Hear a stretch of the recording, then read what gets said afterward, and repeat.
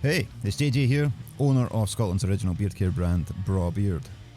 Born in Scotland and enjoyed worldwide, Braw Beard produce high quality beard care products and a range of clothing. As the brand grows, so does our community, the Brawtherhood. With this show, I want to give you a further insight into the brand and the people involved. We'll be sharing stories, lessons learned, beard care tips, and interviews with our athletes and ambassadors, and generally just shooting the shit and seeing where the conversation takes us. You're listening to our brand new podcast, or should I say, the Braw Cast. So yeah, thanks for tuning in, and I hope you enjoy the show.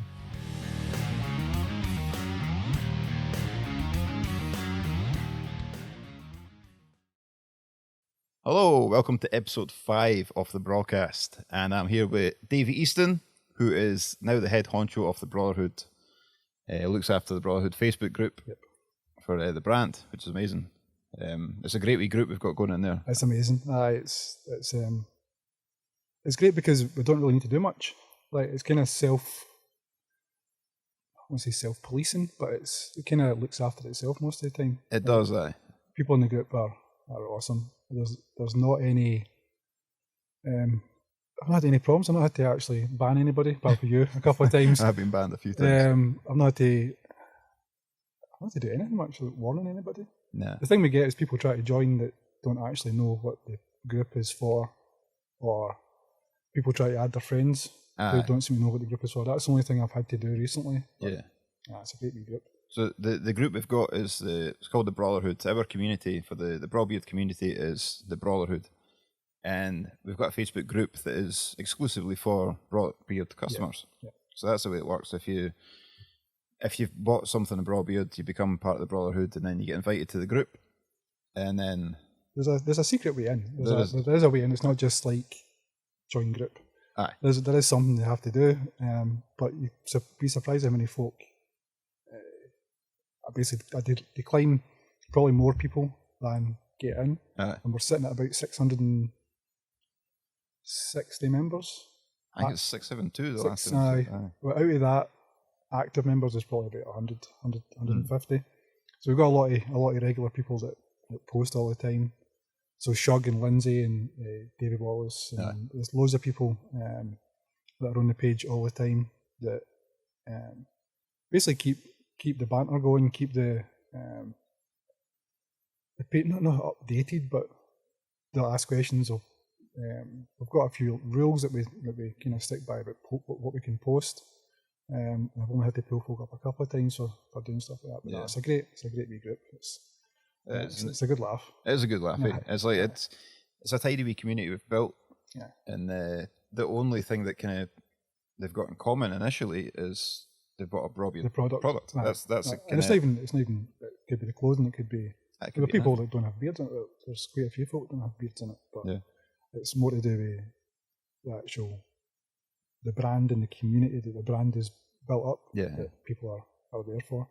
But it's a cracking. It's good, man. Page. As you say, like if anyone asks questions about the products or advice how to look after your beard, or we don't have to answer most of the time. We don't get a chance. Me and you don't have to answer. It's brilliant. Somebody will come in and answer it for that person. Yeah. And it's great. It's great we can rely on the group that much as well. Yeah. And for what it is, it's a Facebook group. It's not an open group, but the people that we've got in the group are very responsive to questions, very, very helpful. Even for things outside the actual the realm of posting on Facebook, but people have helped people out with lifts and with getting stuff they need, like with the beer and stuff like that. We had the beer, with people buying beer for other folk who weren't going to make it to the competition. That's right, yeah. So even things like that is really good to see, and it's also brought a lot of folk out their shell. A lot of people have. I think so. Social anxiety thing is I wouldn't say quite a big thing, but it's quite obvious more people are suffering from it now, myself included. But it's been good to see people coming out their shell from a Facebook thing, which is kind of weird to see, but it's good to see. No, that's like social media can be good for that kind of thing. It can be bad for it as well. But the group we've built, it's everybody's kind of there for each other, right? You see how many, like, personally I've been members of groups before, but all different things. And I've had to delete groups and leave groups because things can get a bit either personal or people posting things that I don't agree with. But yeah, it's been great. I really enjoy it. Obviously some days so on a Friday we do a competition. Yeah. Every Friday we do a sticker or a patch giveaway. End of the month we try and do something a little bit bigger, either a hat or an oil. We've done cufflinks. Yeah. We've done what's we done? Shampoo. Yep. So we do a bigger thing at the end of the month.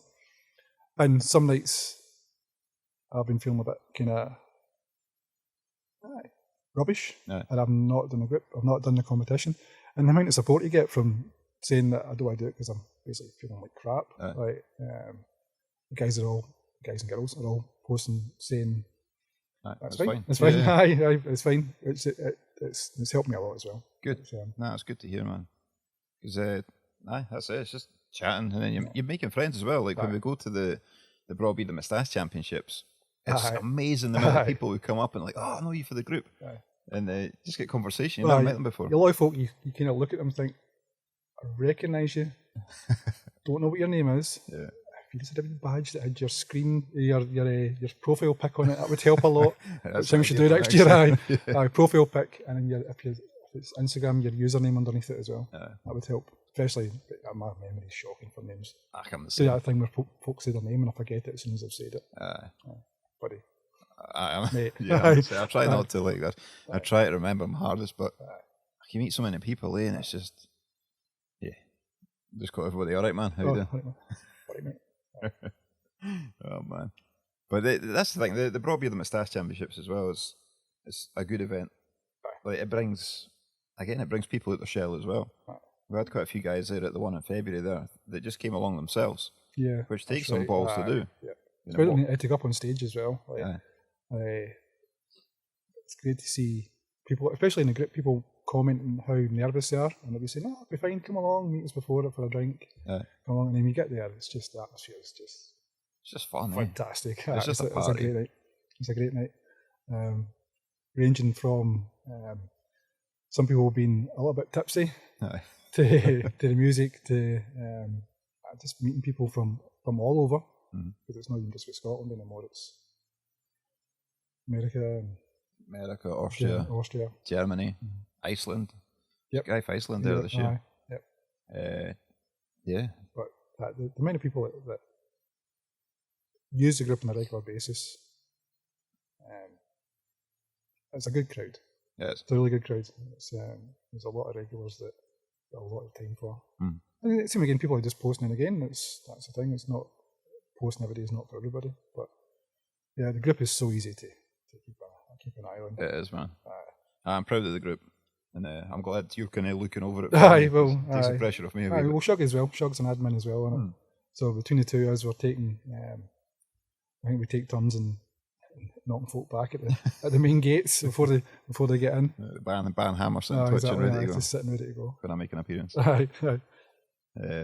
But yeah, alright, so I'm kind of discussing the group there, but people watching might not know how I know Davie or how Davie came on the Braw Beard scene. So how we met, it was kind of back in 2013, I think. Yeah. So just after, so going back 2012, 2013, watched a program called Whisker Wars. Oh yeah. Which was a great program about the Austin Facial Hair Club. That's right. American beard clubs, and how it was all kind of starting in America. And at that point, I was on Instagram, and I knew a guy who had an Instagram page called Men with Moustaches. Right. Okay. Found out he's from Scotland, and then got friendly with him, and it's Gregor Miller. Oh yeah. Who we kind of decided between us that after watching that program, I messaged him to say, like, we need a beer club. There wasn't any in Scotland. I think there was a few down south at that point. There wasn't any in Scotland, so decided that we needed one. So we had a agreement. We set one up for Glasgow. Gregor stays down in Kilwinning, down in Ayrshire. Oh, right, okay. And I stay in Motherwell. So Glasgow's really central for us. So we set one up, and we managed to get a couple of guys involved Tim Stables and Lewis. What's his second name? Lewis Simmerter? I can't remember. I can't pronounce it again. But Lewis as well. And we had our first meeting back in 2013. And at the first meeting, my good friend John Cuthbert turned up, Cuff. Yeah. And if you know about Glasgow Beard Club, you'll know Cuff. If you search for giant tag-up tattoo, Cuff will pop up.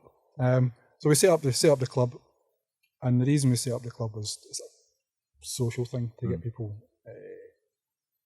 Basically, at that point, I was still drinking, so it was to go out for a drink, and we also wanted to do something for charity. So I don't know if it was straight away. I think it was maybe after a couple of months of getting set up. I was kind of looking for a charity. I found Cahoon Scotland, who Braw does charity stuff for. So I think I got in contact with them first before I contacted you. Right. Okay. I think that's how it worked. I'll try to think back about this today, but I think it was I contacted them first. I think you did, because when we got in touch, you mentioned Cahoon Scotland, so I think you spoke to them first. I think we've done a couple of wee collections and stuff for them beforehand. And then I was looking for, at that point, the beard oil thing was a big thing in America. Yeah. Big. It was kind of quite a big thing in America. I couldn't find anybody in Scotland, apart from you. And sent an email. That's right, saying, how about it? Do you want to get involved? Any chance of doing we're only a beard club in Scotland, any chance of doing a beard oil for us? Yeah. We do stuff for charity, and you very kindly done a beard oil for us. I've actually got a bottle there, I think. What's that one? And the £2? £2 for every bottle goes to Cahonas, and it's still going to Cahonas. Yeah, it's still doing we had the beer club.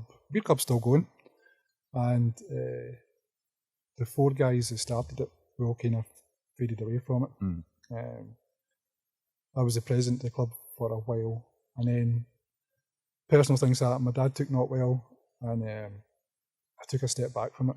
And then Kenny Crosby, who now is the president of the club, he took over with a couple of other guys, and there's David Cullinan and Nick Zavanis who run the club. Yeah. And the club's still going. They have meetings every month usually. I think it's usually end of the month or start of the month. It's usually end of the month, and it's almost always in the 13th note in Glasgow. Yes. And the reason for that is that we tried a couple of our pubs in Glasgow, and the 13th note made us feel very welcome.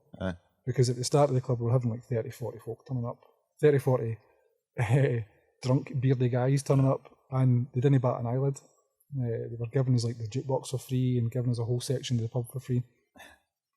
So as the club progressed, we got in contact with yourself, and then that was 2013. I think it was 13. 2013. Yeah. I come up in my time hop not long ago. Amazing.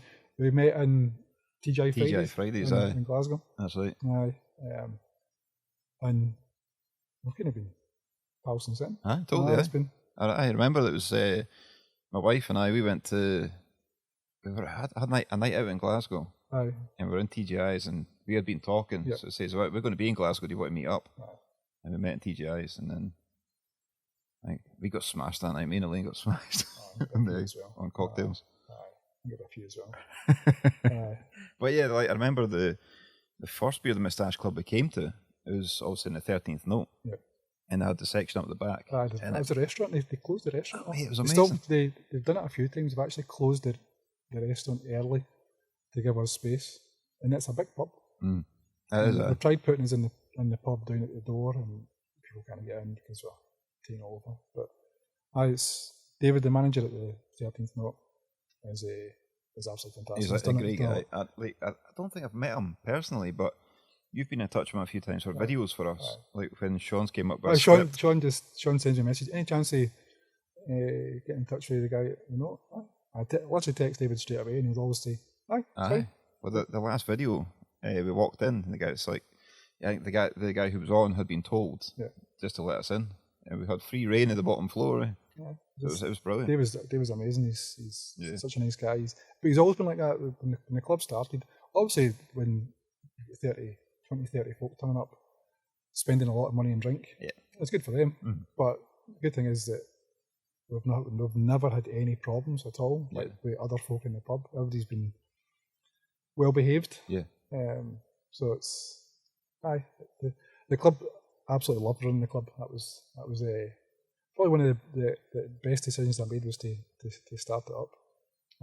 Stepping away from it was really hard when my dad took me away. I bet it would be, but then it makes sense, you know. It's personal circumstances. That was a hard well, but that's life. It's like, but then, was it a couple of months ago? Me and you went along to the Beard and Moustache Club evening. I can't remember when it was. It was not long ago. A couple of months ago. March or April or something. It was after the Braw BMC anyway. Yeah. It was one after that then. After that. We went along and that was still good. It was still bouncing. And Kenny's doing a good job of running it. Kenny's doing a great job. He's doing a great job. He actually organised the unofficial pre-party for the Braw Beard and Moustache Championships. He was that was a good turnout for him. When I never knew I kind of knew they were meeting up for drinks. Yeah. I didn't realise on what scale. I don't think he did either. I don't know if he did. Well, a few of the international guys there as well. Yep. And it wasn't until I got to the event to set up and that I knew they were there, and then started filtering in, and then they started showing me pictures of people turning up at the Maggie Mays. There's a big picture. And it was rammed. Big picture outside, and them all lined up. Yeah. Amazing. So we shout out to Kenny. You're doing a good job, man. He's looking after the club well. Yes, he sure is. No, the club's going great. And we've done a few things for charity. We've done a collection for the cat and dog home before. I made everybody turn up with cat and dog food. And we ended up, at that point I had my old car, a bit of my car was full of it. 350, 360 quid worth of dog food and cat food. Oh, really? Took it to the cat and dog home. I've done a couple of, I've done 2 half marathons for Cojones that I've done sponsorship for, so that was like sponsor for them as well. But the club's and the club's got its own merchandise as well. I don't know the website address. That's fine. Okay, but if you search for Glasgow Beard and Moustache Club on Facebook, you'll if I find it, I'll stick it up there somewhere. Yeah, I'll stick it up so people can check it out. But so I don't want to do a sales pitch, but we do have the Braw Beard, the Glasgow Beard and Moustache Club oil as well, and as Davie said, £2 from each bottle goes to Cojones Scotland, the male testicular cancer charity. So check them out as well, and check your balls. Yeah, regularly. Yeah, totally. Yeah. But when we started the club, there was a few clubs down south, and we'd get folk coming from Edinburgh, and then the Edinburgh club started. But I don't remember when that started. I think that's after I stepped away from the club. I think it was, mate. I think it was 2017. Right. I think. I'm pretty sure it was 2017 it started. Right. And we had some of the guys from that would come to our meetings and stuff like that. And I think a few of the guys have been through. I think Kenny's been through a few times. Yeah, Edinburgh Club's a good club as well. Yep. Same kind of principles. They do stuff for charity. Aye. It's a good bunch of guys that run it. So it's a social thing. It's especially for if you've got any kind of social anxiety about groups in public and stuff like that. It's a good crowd. Same with the Brawtherhood. Obviously, it's a good crowd. I suffer quite bad myself with like the social anxiety stuff, but it helps. It helps, especially when you've got something to talk about. Might only be your beard. If even that, it's you get something there that you can chat to somebody about. It's something to get started, eh? Aye. And then you find you've got more stuff in common. Exactly. Yeah. Yeah, man. Yeah. But you mentioned there you've done a couple of marathons for Cojones Scotland. A couple of halves. Aye. So that was a few years ago. That was before I actually liked running. So you're into running now? A wee bit. Aye, that's my thing. I've done a few different fitnessy things in the past that kind of. Jackie says I've always got a new hobby. My wife. Hi, Jackie. I've always got a new hobby, or I'm always trying something new. It's not really. I can get bored with stuff pretty easy. Yeah. And I'm not one for hanging on to something if I try something new. So years ago, I was involved in CrossFit quite a lot. I'd known me gym for a while. I've got the two good things. I was one of the first instructors in the whole of UK. I was the first CrossFit actual gym to open. There was one before me who didn't have a gym. It was CrossFit London, and they worked out in our gym. So I had the first actual CrossFit gym to open. Oh, really? I also had the first to close. Hey, mate, you've got the record. And I've done CrossFit for a while, and that kind of like the Brawtherhood, I get involved in that, in the community aspect of that was amazing. I've still got friends who are still involved in it. And I travelled up and down to London because at that point, that was 2004. Right. Didn't have anybody to train with. Nobody would try it. Yeah. Nobody heard of it. And I worked in a gym at the time, and I'm running about the gym like an absolute maddie doing CrossFit workouts. Every minute on the minutes. Yeah, CrossFit workouts on my own. A couple of friends would join me. And then went to California in 2005 to do the instructor's course because there was no courses over here. There was only one place to go. In fact, there was only two places to go. Went to California, done the instructor's course with my good friend Carl Steadman, who is now head guy for CrossFit in Europe doing the courses. He's doing amazing. He stays up middle of nowhere between Avonmore and Aberdeen. Farm up there somewhere, getting snowed in quite a lot. Yeah, but still friends with him. And when I came back, I started doing a class. Yeah. Done the CrossFit stuff for a while. Realised that I was making absolutely no money because Motherwell's not exactly an affluent place. If you look at CrossFit places now, you're looking at 60, 70 quid a month. That was the charge of nobody near that. I was underpricing myself. Done it for a while, really enjoyed it. So that was one of the kind of first fitnessy things I'd done. Still kept training, ran now and again, absolutely hated it.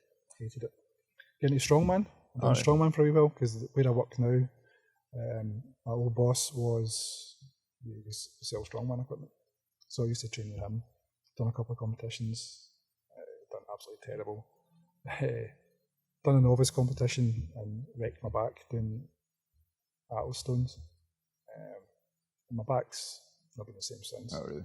So I done that for a while, done strongman for a while, really liked it, didn't do any running at all. Stopped training, get totally pissed off by getting injured all the time. Yeah. So I got to the point where I stopped training, kept eating like I was training. So my weight went up to, I think the heaviest I got to is 120 kilograms. How was it? So when I was training CrossFit, I was 84 kilograms. Right, okay. When I was doing strongman, I was 100, 110 kilograms, somewhere in between. And then when I stopped training and kept eating, my weight crept away up. And then I actually met a friend from school who I've known since I was 12. And he stays local, Graham Weir. And I kind of kept in touch over the years. And he said, fancy going for a run? The two of us were out of shape. Fancy going? Yeah, we'll go for a run. Went for a run and it absolutely sucked. I can still remember it. It was maybe about 3 kilometres. Right, okay. I think it was nearly 40 minutes because I kept stopping, blowing at my arse, just absolutely dying. But we kept at it and we kept kind of meeting up for a run. And then decided that the reason I don't like running is I don't like road running. Right, okay. Road running is soul destroying. It's also body destroying because it's like the constant impact of landing on the road all the time. And at that point, I was, what's the word I'm looking for? I don't want to swear, but swear or you I was a moody cunt. Right. I was terrible. My mood was terrible. So I didn't like people. I didn't like groups. I didn't like, roughly the same time as my dad was not well. So I was finding that going for a run was helping clear my head a bit. Yeah. And found trail running. And running in trails and running in roads is like chalk and cheese. Really? It's so much better. I used to run my headphones in. Yeah. I've no wore headphones. I think I've worn headphones once in the past 3 years. Really? Because I like to hear the birds tweeting, and it sounds a bit cheesy. I like to hear what's happening. If you're running past a river, you want to hear the river flowing and get past coos and they're mooing at you and stuff like that. Yeah. But found it. I absolutely hate road running. I still do road running. Hate it. Trail running, I could do it all day. Really? I could get in the hills all day. Aye. And when I started doing the trail running, I found it was helping with my mood as well. I don't know if it's the runner's high or the endorphins or something like that, but it was the peace and quiet quite stressful. My dad being no well, and then my mum being no well. And decided that, so this is I think this is my 3rd year properly running. Right. Maybe my 4th year, 3rd year properly running. But 2 years ago, I decided, like, I'm going to do a few trail runs, trail races, then a couple of trail races, which is really good. Then jumped into doing a marathon. Yeah, as you do. Do a marathon, trained for a trail marathon, and I found one down in Wales in Snowdonia, a place called Cody Brennan, big mountain bike place. Ah, yeah.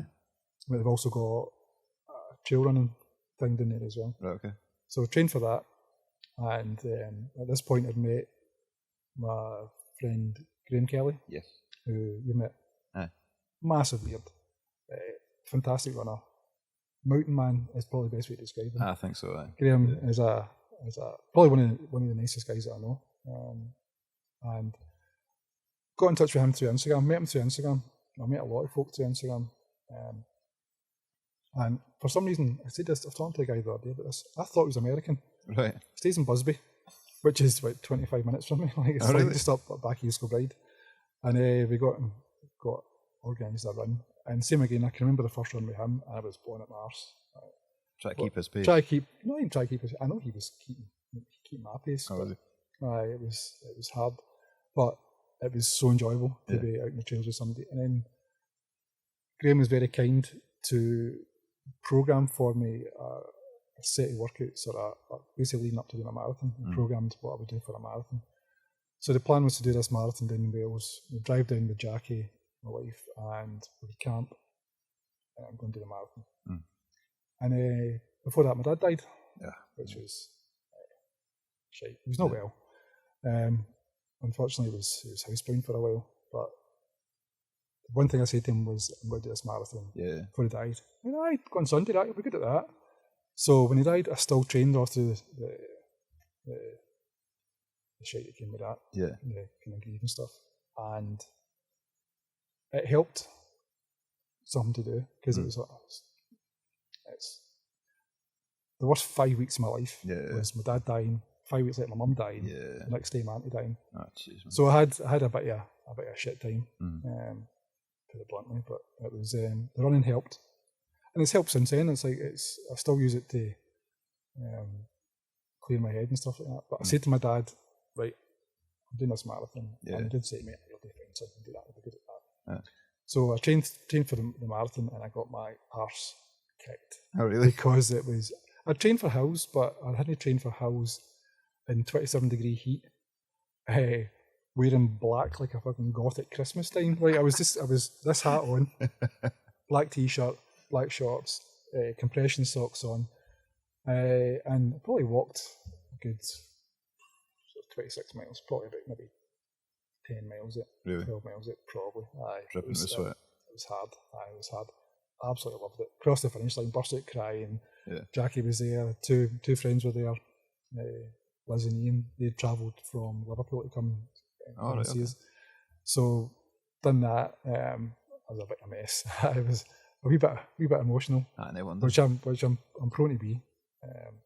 Trying to have this whole thing where with a big beard, I'm not going to show emotion. Fuck that. I'm a mess. An absolute mess. But loved the marathon. Yeah. Would never do a road marathon unless I keep applying for the London Marathon. If I get into the London Marathon, I'll probably do that. Yeah. But I will never apply for a road marathon. It's special, that one, isn't it? I think there's a difference between road runners and trail runners, and road races and trail races. I always talk about the difference between a road race and a trail race. A road race is kind of frowned upon if you walk. Right. You're seen as failing. In a trail race, that's called power hiking. It's still walking, but I take every opportunity to take photographs of the scenery, to talk to any animals that I see. I take loads of photographs of me patting random ducks and selfies with horses and stuff like that. Like just, I love being out in the trails. So that was 2 years ago. Last year, by this point, I'd got friends with Graham's girlfriend, Katie Hall, Katie Hall PT. Check it out. And Katie then programmed for my first ultra. Right. Okay. So ultra is things over marathon distance. So the first one I done was Glen Lyon Ultra, which is 31 miles. Shit. 31 miles for that one. And it's quite nice scenery. It's up at Glen Lyon, obviously. And you go around the reservoir, which is quite bumpy. Yeah. Nice. Managed to fall and smash my knees open, but that was fine. And then you get to the start line again. So you do a loop, come back to the start line. Cross the start line. If you want to stop and get food, you can get stuff there. And you go back out and do another loop over this big massive hill, back into another valley, back up again. And I absolutely loved it. That was amazing. It was tough, but I managed to run quite a lot of it. Katie got me ready for that. And since then I've done another 3. I've got another 3 to do this year. So I like the longer stuff. I can't do slow. I do slow. I do a lot of slow. I can't do fast. I'm not built for fast. So shorter runs, 10Ks and 5Ks and stuff like that, I suck at them. Oh man, that's a shift, like 31 miles. It's not on trails? On trails, aye. On Land Rover tracks and stuff like that. And then the next one I've done was Clyde Stride, which is 40 miles. Oh, really? So it goes from Paisley train station to New Lanark, following the Clyde. So you basically, there's a Clyde walkway, follow that. That didn't go to plan. That was the hottest day of the year. And the guy I was running with really struggled with the heat. So I kept him company the whole way through. Yeah. And turns out I think he was either heat stroke or sunstroke. Oh, really? He was suffering really badly with it. So that was 40 miles. That took nearly 10 hours because we walked for about 20 miles. And then the last one last year was Glen Ogle, which is same again, the Glens and stuff. And that is now what I base every run on if it's raining. All right. I get soaked walking from my van to the start line, soaked to the skin. And then you got to run. And I got to run 33 miles. Oh man. And that was a great run. I ran with friend Victoria. And the two of us stayed together for most of the race. Actually, we stayed right up to the very end, and then we had the finish line. But the longer stuff, it sounds like it is quite tough. But it's again, if you train for it, you get used to it. Right, okay. I'm never going to win at it. I'm never going to be fast at it. I'm never going to do anything spectacular, but I really enjoy it. Yeah. And I don't mind walking. That's the thing. I don't mind walking up the hills and running down the hills and stuff like that. Yeah. So that was 3 ultras last year. See, like when you're running for that distance, right? 31 miles, 33 miles, and 40 miles. Do you take a kit with you? Like you got a backpack? Aye. Some races you don't have to because there's aid stations. Right. Okay. But I've got a hydration vest. You put a bladder in it. It's got and water bottles. Okay. And the new one I've got is got pockets and just fill it full of food, like gels and flapjacks, stuff like that. Just a bit of energy. Oreos. Quite a lot of food. But that's the thing with ultras. It's sometimes seen as a long day out in the hills eating food with your pals. Well, the scenery must be epic as well. If you're up in Glen Ogle and stuff like that. I've got some. I was saying, I like stopping to take pictures. I stop at a time. Yeah. The very first hill at Glen Lyon, you come out the car park at Glen Lyon and you switch back up this wee sheep path. Right. I got to the first hill of the hill and I stopped at the top of the first hill to take photos. It's amazing. Absolutely brilliant. But I know I've got the backpack. But what I probably won't do, when I first started running and I found I liked the trail stuff, I looked up West Highland Way race, which is this weekend, which is 95 miles. Right. There's the Devil of the Highlands and the Highland Fling, which is, I'm pretty sure it's the West Highland Way split into 2. So one race is one party, and so one race is 40 odd miles and one race is 50 miles. Okay. I don't think I'd probably do it like that, because I've seen folk, the training you need to do for stuff like that is a lot. It takes a lot of your time. Spend a lot of time being exhausted and sore, and then after the race as well, you're knackered for a long time, and it doesn't seem appealing. Like I like being out in the hills, but not to the extent that I'm totally knackered. And when I say out in the hills, I don't mean like up the mountains because I'm afraid of heights. So I like nice scenery. Yeah. And then this year I've got done one this year. I've got another 3 to do. Right. And a couple of wee races in between. Like a couple of 10Ks, and I've got a half marathon hopefully. If I can get that. Some of the races sell out really quickly that I like. Oh, do they? So you need to be like hitting refresh to make sure you get a space. Yeah.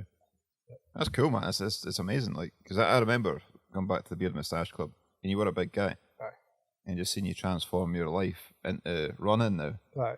And then some of the places it gets you. Like, so you were in California for the CrossFit thing. Yep. Back so that in was 2005. 2005. Yep. So jump, 14 years later? Yeah, I was back there again. You're back there again this year? Aye. So tell us about that. So there's a book called Born to Run. Right. Which is about a tribe in Mexico called the Tarahumara. Okay. And the book's really good. And the reason I found the book is through my friend Graham. And Graham's been down to Mexico a few times to run with them. And there's a race there. It's quite a long story, but it's about a guy called Caballo Blanco. Okay. Who was basically a white guy who went down to Mexico and ran with the tribe. And the whole book is about a journalist going down to do the same thing. Right. But it's also about barefoot running.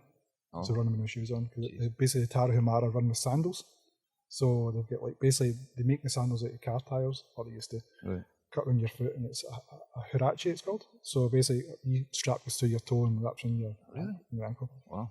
And they don't suffer injuries, they don't suffer from overtraining. They can run hundreds of miles without stopping, and it's because it's what they always do. Yeah. Where they're based, they're in a canyon in Mexico, in the Copper Canyons. Right. They need to run to get where they want to go. There's no cars and stuff like that.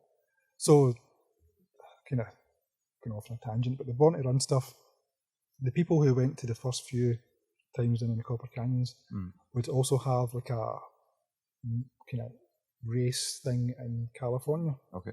Because most of them were from California. And that started like a yearly kind of pilgrimage to California to do running. Yeah. Have a party, basically. Right. And I was lucky enough that Jackie, still trying to figure this out, if it's an anniversary present for her to get me away for a week, or a present to me to go for a week. But we kind of worked out that I could go and go to California and do the Born to Run ultramarathons. Amazing. It was amazing. That's probably trying to describe it is hard because there's so much that the whole week was just amazing. Even just the travel there was. Yeah. I just enjoyed every bit of it. But over there they've got 5 races. There's a 10 mile, a 30 mile, right. a 60 mile, yeah, 100 mile, and a 4-day. So that's 5. A 4-day race. Wow. So in the 4-day race, basically you try and go as far as you can in 4 days. Yeah. So you've got a timing chip, and everything you use to the start line, and you do a loop, come back, and the loops are 10 miles. Right. Okay. So the way it works, it's kind of like a figure 8. It's nothing like a figure 8, but that's how they describe it. And you do one loop, go back to the start, you do another loop, you come back to the start. Right. Okay. And it's 10 miles. Each loop is 10 miles. So what they do is 10 miles, another 10 miles, and they keep going for 4 days. Shit. The guy who got the most for that was 270 miles in 4 days. He'd ran 270 miles. He was running, yeah. 270 miles in 4 days. Oh, man. I'm not sure what the female record for that one is. Yeah. It's well over.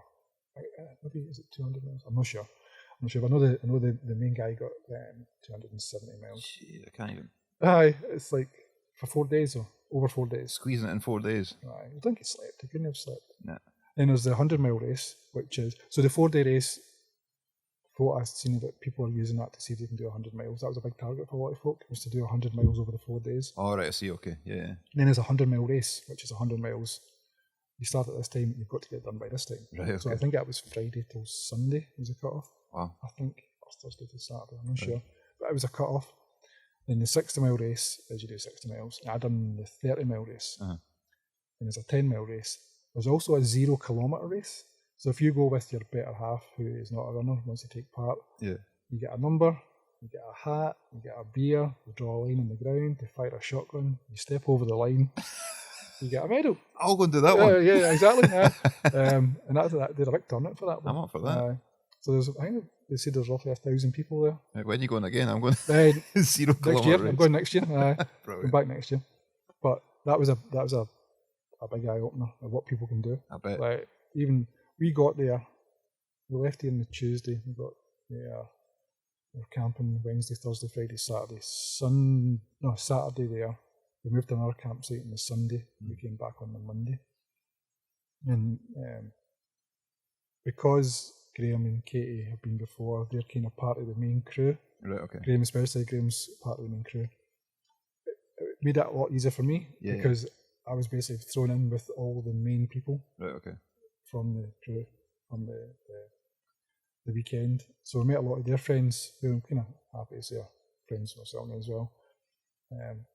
And jumped around doing a lip with a couple that were doing the 4-day race. All right.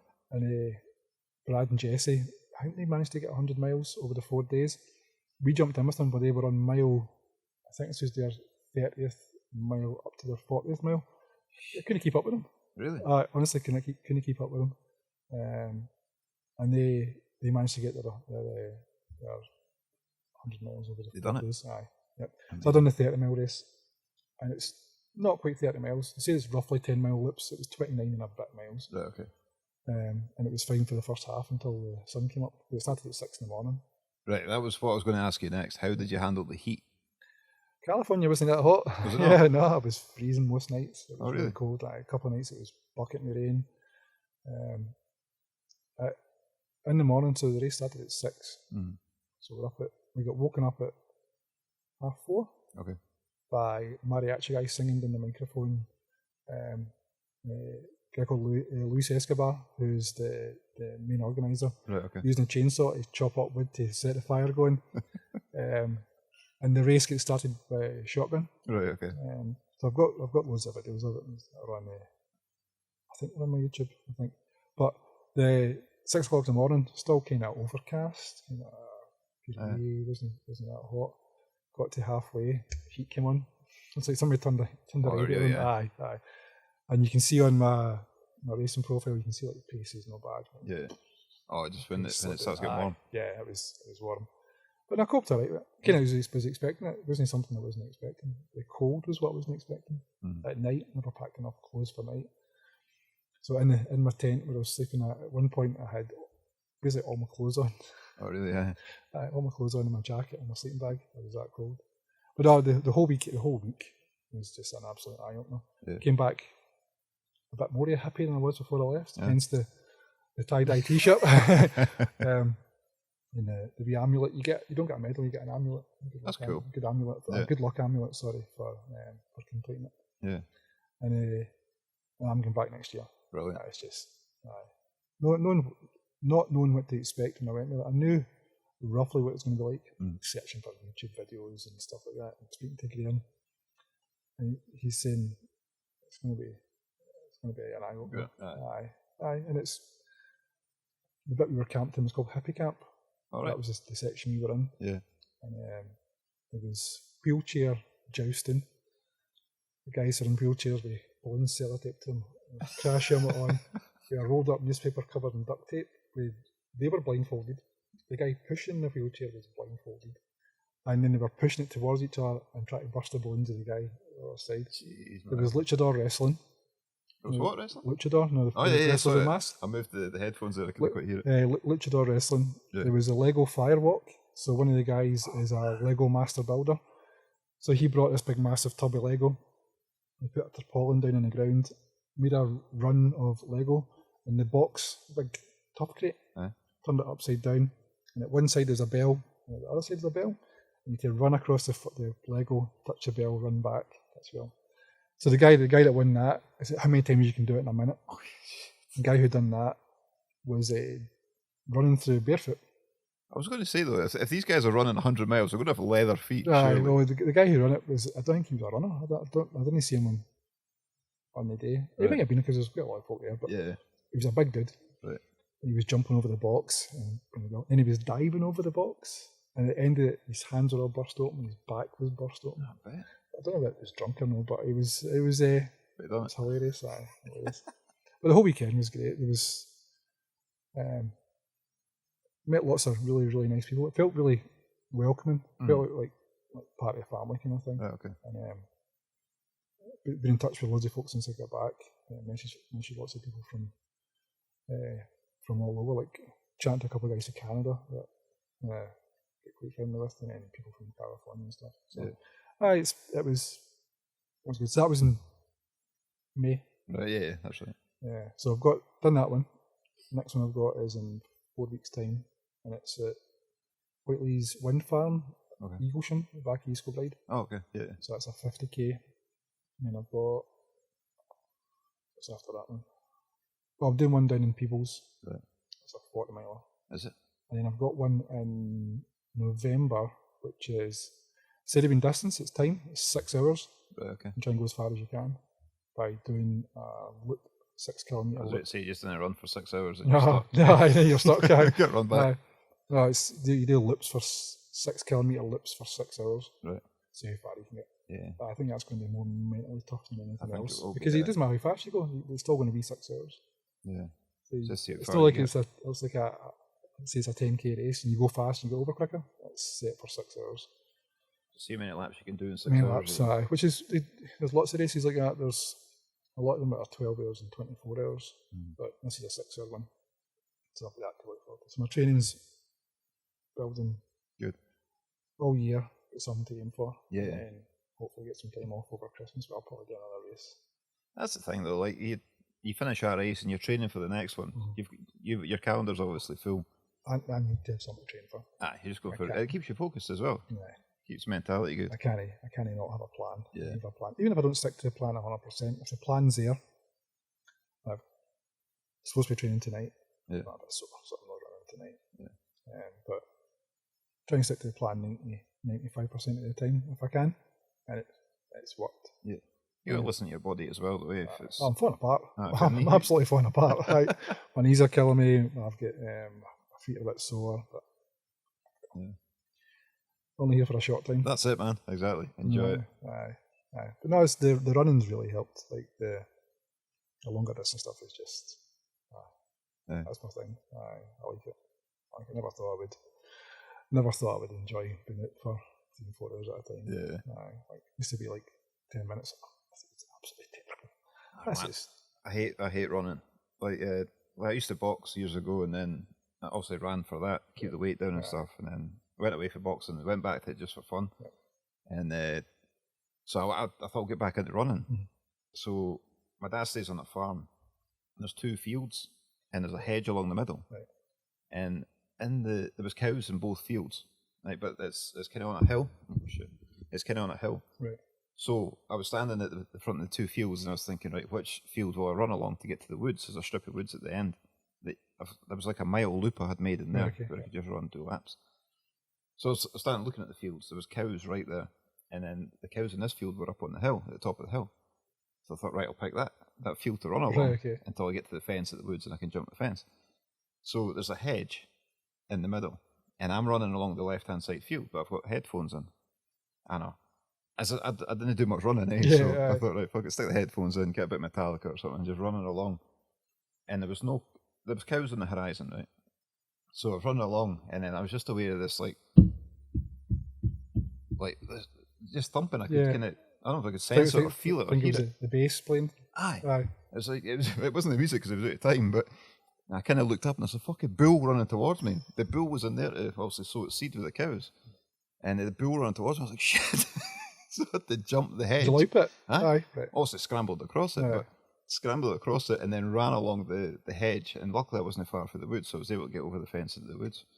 But I didn't even know the bulls were in that field. That's the fastest I've ran for a while. I've not had any problems with dogs. Yeah. A lot of folk get problems with dogs jumping up and chasing them. My thing is coos. I don't like coos. I've got this kind of really bad. It's not, I wouldn't say a phobia. I just don't like being in the same field. They're big and they're stupid. So am I. I'm big and stupid. So something's going to go wrong if we're in the same place. They're a wee bit heavier though. Yeah, aye. But I've got a thing for coos. I just don't like them. Yeah. It was actually a running club last night. We were out running. We ran past the field. And when you run past coos, they think, oh, what's happening here? And they'll run with you. Yeah. Yeah, it was a field of bullocks.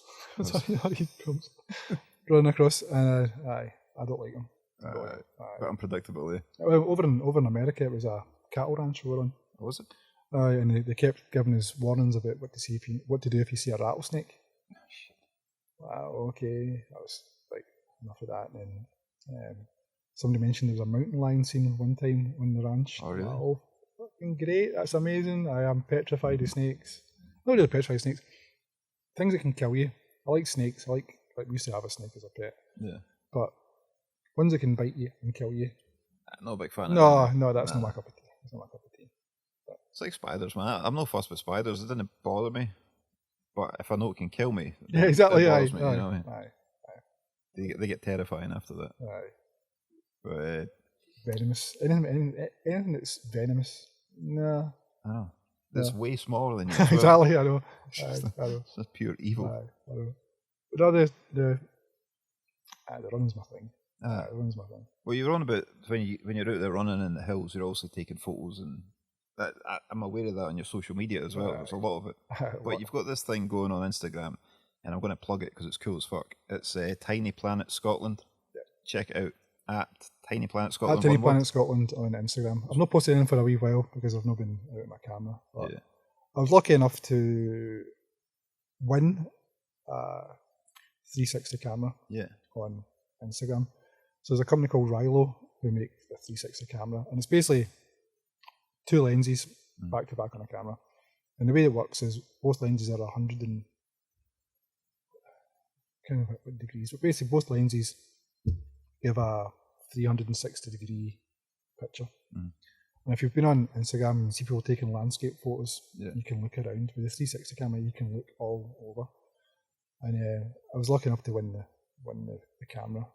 And taking 360 pictures is just a lot of fun. Yeah. So the way the software works, the software makes directly underneath the camera invisible. So if you've got a selfie stick, the stick disappears. So you can hold it up high, and you can see your hand out, but you can't see what you're holding. So it kind of looks like a drone. You can get drone footage. You can get like kind of similar stuff. What it also does is it stabilizes video. Yes. So when you're going running or going cycling or skateboarding or anything where you're moving, the camera can be moving around, but the software then stabilizes it, and it's amazing. The stabilization is absolutely fantastic. Yeah. The problem with the camera is I don't think it's designed for Scottish weather. Right. Because when it's grey, when it's not so bright, picture quality is not great. But when it's nice and sunny, the pictures are amazing. And then what you can do with a 360 picture is you can then make it into a tiny planet.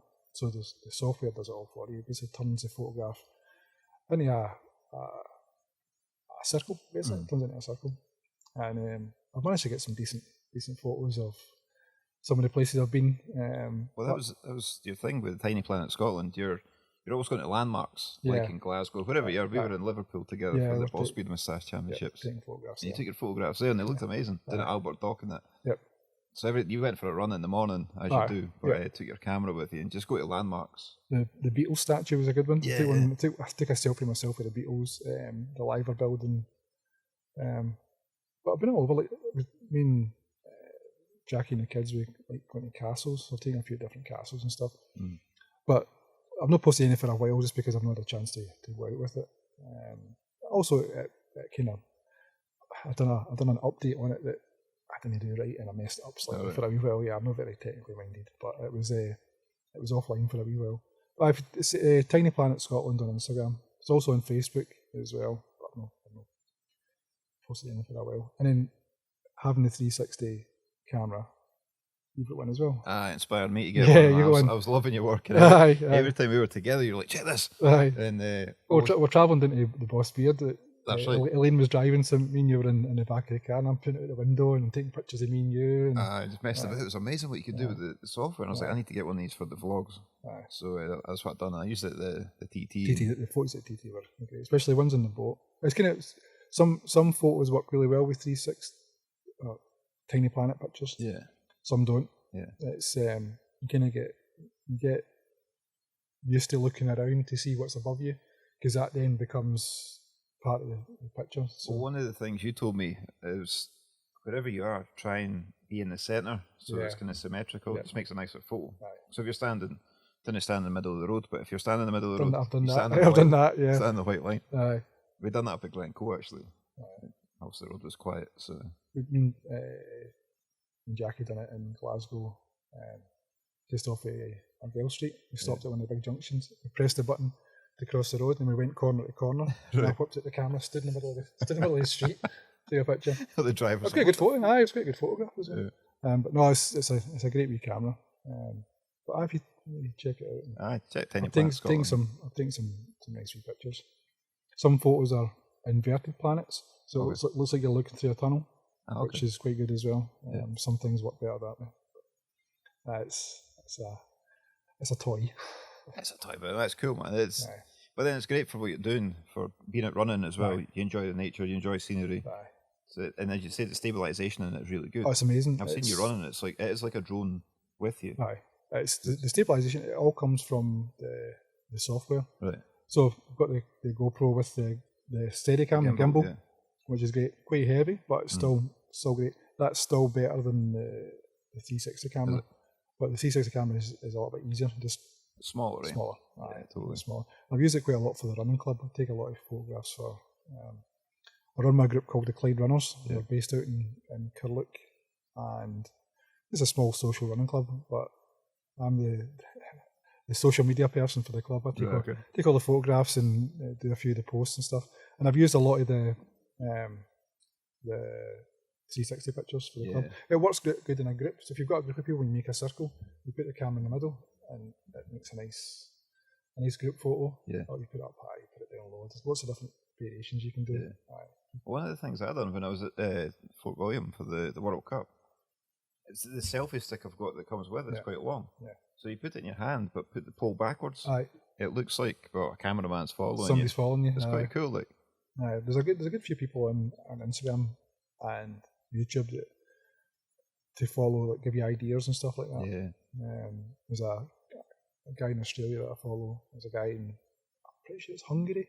Kind of found a few different things to do, like different tricks that you can use in your videos or your pictures. But the 360 cameras, I'm glad you put me onto it. It's cool. It makes you look at places differently. It does. When we go places with the kids, I always try to find something either up high or, especially, it's quite good to take pictures with the camera sitting on the ground.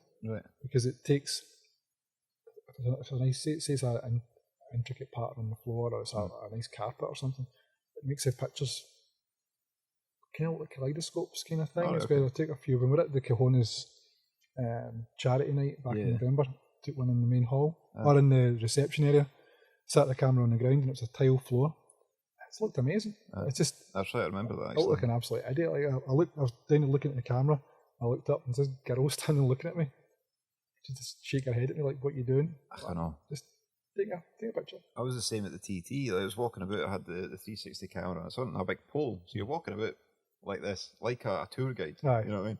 And folk are looking at you.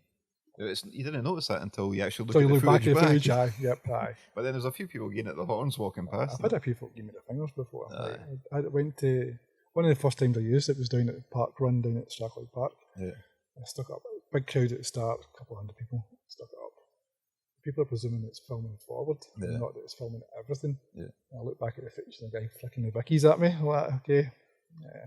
Cheers, mate. Thanks, buddy. But then I guess not everybody wants to be on camera. No, exactly.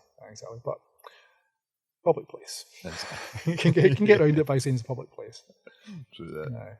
No, it's good fun. Like I have used it in a couple of the recent vlogs as well. It's I really enjoy it. Especially, it's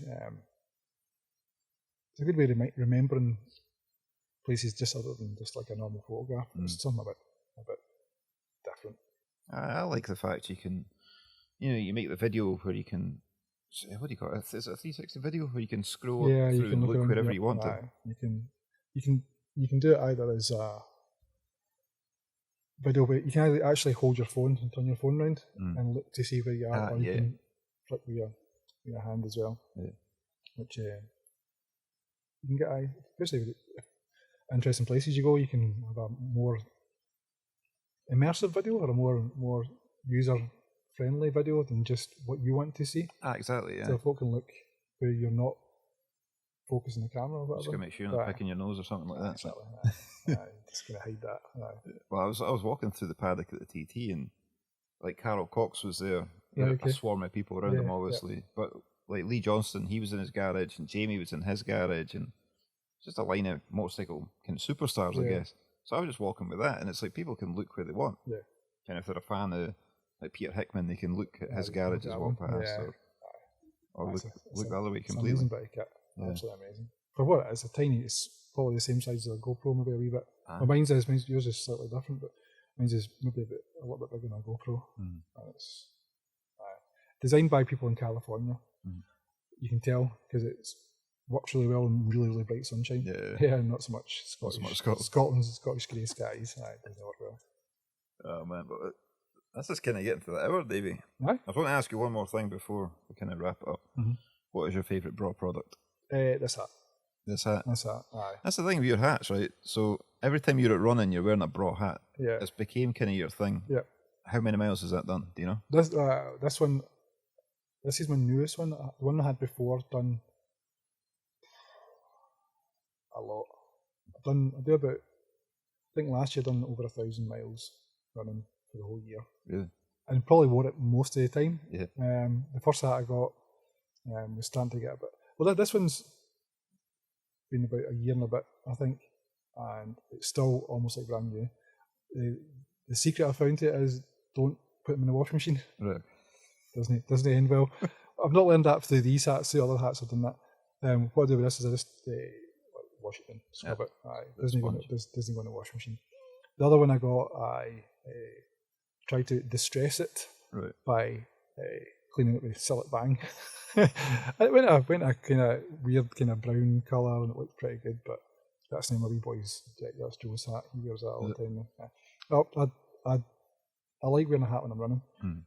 Two things: keeps the sun off my face, but also keeps the rain off my face as well. Yeah. I sometimes run in contact lenses, but I find them a bit awkward to run in, like sweat in my eyes. So I'm always wearing my glasses. Yeah. So I can just dip my head down and keep the wind and rain at my face. But this is my favourite. I've probably got almost every oil. Yeah. I think I've got most of the t-shirts. I've got fully kitted out. I've got the wallet in my pocket right now. I've got what's up with the hats. That's the one. That's the one. Good, man. That's the one. Good. Well, that's kind of it, man. Thanks for thanks for coming on the show. No problem, I appreciate it. No problem. And I hope you've enjoyed episode 5 of the Braw Cast, and we shall see you on the next one. See ya.